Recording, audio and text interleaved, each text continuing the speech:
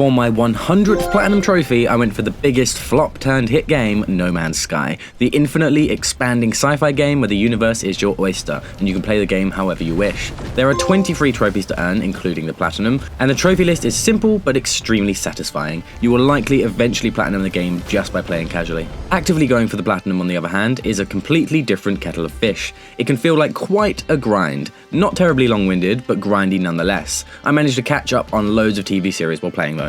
You'll need to explore planets to track down wildlife, destroy many ships during dogfights in space, walk around planets until your feet bleed, and survive the extreme elements, whether it's acid rain, freezing temperatures, or suffering suns so hot that no amount of Factor 50 will save you. Before we head out into the galaxy, a huge thank you to everyone that watches our content, and a massive thanks to the NC Collective for keeping us going. We start off our adventure by being dumped on a random planet and being taught the game's fundamentals. The objective here is to learn how to gather resources with your mining laser, build a visor and scan your environment for life forms and minerals, and then eventually repair your starter ship so you can jet off this planet and explore the galaxies beyond. For claiming my first base upon this planet, I was even awarded a cheeky DLC trophy for my minimal efforts, but obviously that won't count towards our Platinum. And whilst exploring this first planet, I stumbled across a small monolith-like structure. When interacting with these, you learn words from different alien languages, depending on which aliens are in that system. And for learning baby's first 10 words, I was awarded the Babel 17 trophy. Every main game trophy in No Man's Sky is also a sci-fi reference, often to old books. I'll flash each of them up for you as I go, a nice touch indeed. This one being for a 1966 book of the same name. Another fine way to learn new words for trophies is to find these monolith areas, and you can learn 3 words here with ease. But the best way of all, and the method I rinsed and repeated, was travelling to space stations in each system and talking to the 10 or so aliens that wander around and go about their business. Once I left the planet for my first space station, I also used this opportunity to sell many materials I had gathered, picking up the first trophy for hoarding units, which is No Man's Sky's main currency. The Foundation trophy is based on the Foundation book series, which started in 1951. Great items to sell for the big bucks are the salvaged data that you can find underground. They're used for learning new crafting recipes, but for the Platinum's sake, I was just selling them instead to make things quicker. And doing so got me the next trophy for units right after. A silver trophy named the Space Merchants, in reference to the book from 1953. Whilst meeting new aliens on board the space stations, not only will you progress towards meeting new aliens, you can also learn new words by talking to everyone, 1 word per alien, if you don't piss them off or accidentally call them a in their language. Before leaving the space station, I managed to reach the milestone for learning 20 words. This bronze trophy is named Contact, referencing the novel from 1985. I then took a break from space station farming to go down to a planet and search for all the fauna there with my trusty scanner. This can sometimes be a breeze, and other times you may find a planet with rare and elusive creatures that take ages to find. Once they're all scanned, you can upload the data to be rewarded with nanites, a rare currency, and doing this for the first time also awarded me with a bronze trophy named A Scanner Darkly, after the 1977 book. I then warped to another system so that I could visit a fresh space station to do my rounds of meeting new aliens and learning words. Upon selling things I'd gathered thus far, I managed to get myself a gold trophy. This was the final trophy for earning units. That's one big milestone out of the way. The trophy is called the Diamond Age, referencing the book, which like me was published in 1995. I then found a small on-planet trading station with a few aliens coming and going. This is where I learnt my 50th word for that Languages of Pow trophy, named after a book from 1958. When daylight hit, I took off to continue my journey, but noticed a fine opportunity for an easy trophy. I murdered innocent aliens just to grab myself a fast bronze for destroying 5 spaceships. The final trophy for this requires the destruction of 80 ships, so this was the start of something much bigger. The trophy's reference is a book published in 1990. While searching for wildlife for future trophies, I managed to tame a giant beetle to help me navigate the planet, and whilst hunting down creatures in caves, out popped the trophy for running or walking 40,000 steps. Nearly halfway there with those trophies now, and I believe this trophy references a 12-page article in a magazine from 1984. Aboard another space station, I met my 50th alien for the Who Goes There silver trophy, which references a creepy looking book from 1948.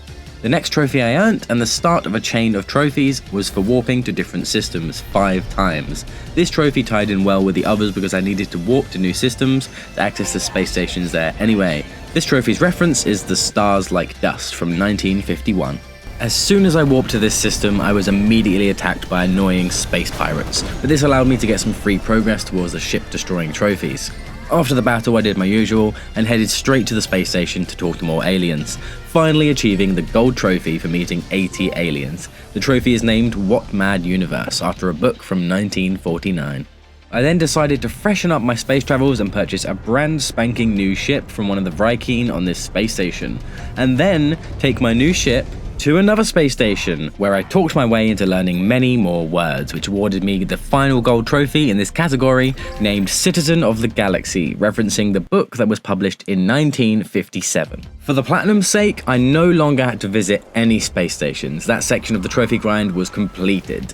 Now I had to start visiting planets to scan all of the fauna there. I had the bronze already, so I just needed the silver and gold trophies for scanning life forms. This was also a good chance to search for an extreme weather planet, because there are trophies for surviving an extremely long time in extreme weather. Honestly, getting those trophies took me like 3 bloody days of AFKing whenever I had the time. I finally found an extreme planet, and before sitting safely in an exocraft, I decided to run around in circles to get the final trophy for traveling by foot. This took a long time. The gold trophy I finally earned was called Have Spacesuit Will Travel, referencing a book from 1958. I needed 2 trophies from just sitting here in my exocraft, chilling, literally, and weathering constant blizzards at temperatures that would freeze Earth over. First off, the silver trophy, Stranger in a Strange Land, for surviving 20 in-game days on a deathly planet. This trophy references a novel from 1961. And then many days later, and 1 or 2 in real life for me, I finally got my hands on the gold trophy, which was such a huge relief.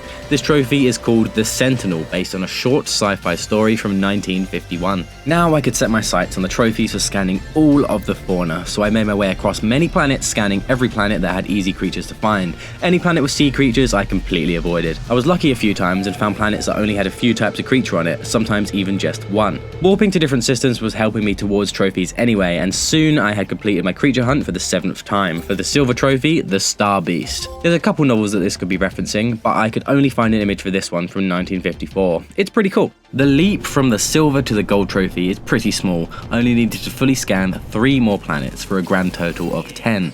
As I mentioned earlier, you can get really lucky, and that's exactly what happened here. I found a really strange looking planet, and it only had 1 creature on it that was a huge mechanical looking thing, and they were everywhere. A nice and easy way of earning the gold trophy, Galapagos, based on a sci-fi novel from 1985. The remaining trophies I needed are all collected in the expanses of space. I needed to now become a galactic villain by destroying loads of ships, good or bad, it doesn't matter, and I still had to warp to different systems loads and loads of times. For destroying ships, I found the best method was to attack ships in space until sentinels start coming after you, a bit like when the police come after you in GTA. With more coming for you, the more chaos you cause. I managed to amass my own space graveyard by destroying 50 ships and was rewarded for my actions with the silver trophy, Pattern for Conquest, referencing a novel from 1949. At this point, I hadn't worked up the courage to attack a space station, so I was just warping from system to system, hoping I would encounter space pirates or random ships I could pick off whilst they were leaving the local space station. But they all go hand in hand because I needed to warp a total of 75 times anyway, to bag all of the trophies related to it. After a repetitive warp grind, I finally got the second warp trophy, The Longest Voyage, based on a short story with, of course, the same name.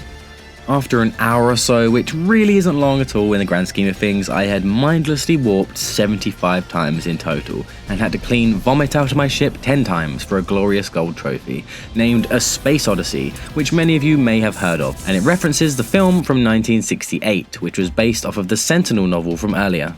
The final trophy I needed for my 100th platinum trophy was the gold for destroying 80 ships in total. I finally decided to attack a space station, and all manner of ships and sentinels came flying at me to their doom. As long as you have the materials to keep topping up your shields, this was actually way easier than I expected. I just flew in front of the space station, destroying every ship that came at me with a blaster and rocket combo, until finally that sweet final trophy popped.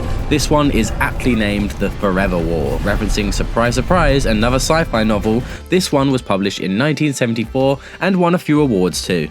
And that finally brings us to the Platinum Trophy, Total Perspective Vortex. Happy 100! The Platinum's name is a reference from The Hitchhiker's Guide to the Galaxy. Haven't read it myself, but the film is fantastic. Thanks so much for watching, guys. A bit of a different video layout. This Platinum is quite simple and there's not much to show of a fairly relaxing sandbox game, but I hope you enjoyed it. I made the most of it. And go get the Platinum yourself if this game is in your backlog.